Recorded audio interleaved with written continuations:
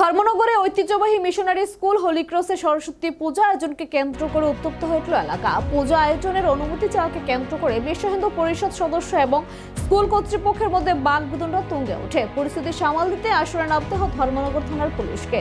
বিদ্যাদেবীর আরাধনা নিয়ে সরগরম উত্তর জেলার ধর্মনগর। আসন্ন সরস্বতী পূজা উপলক্ষে ধর্মনগর হোলি ক্রস স্কুলে পূজার অনুমতি চাইতে যান বিশ্ব হিন্দু পরিষদের এক প্রতিনিধি দল, কিন্তু অভিযোগ আবেদন জানাতে গিয়ে স্কুলের এক শিক্ষিকার সঙ্গে বাদানুবাদে জড়িয়ে পড়েন বিএইচপি কর্মীরা।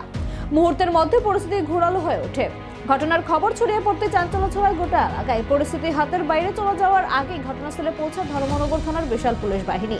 উভয় পক্ষের সঙ্গে কথা বলে উত্তেজনা প্রশমনের চেষ্টা করেন পুলিশ আধিকারিক। পুলিশের উপস্থিতিতেই শুরু হয় দীর্ঘ আলোচনা। অবশেষে স্কুল কর্তৃপক্ষের পক্ষ থেকে ইতিবাচক সাড়ামেলায় স্বস্তি ফিরেছে ধর্মনগরে।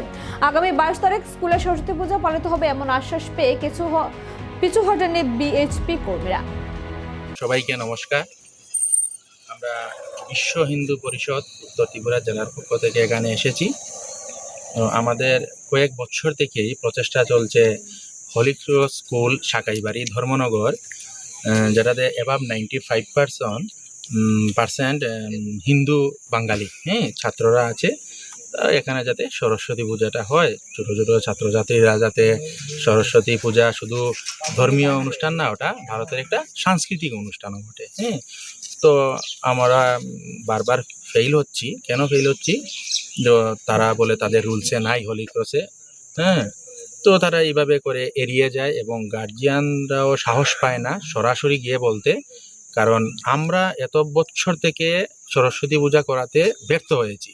তো গার্জিয়ানরা তো স্বাভাবিক হ্যারাসমেন্ট হবে।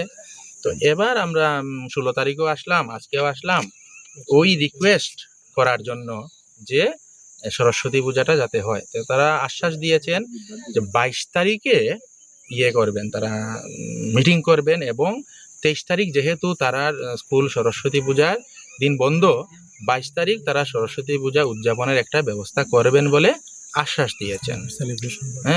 তারা ওই সেলিব্রেশন করবে সরস্বতী পূজা। তো কালকে শিক্ষক নিয়ে বৈঠক আছে, গার্জিয়ান নিয়ে বৈঠক আছে কালকে।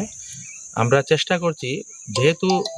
তবে একটি শিক্ষা প্রতিষ্ঠানকে কেন্দ্র করে কেন এই ধরনের উত্তেজনার সৃষ্টি হলো তা নিয়ে শহর জুড়ে চলছে জোর চর্চা।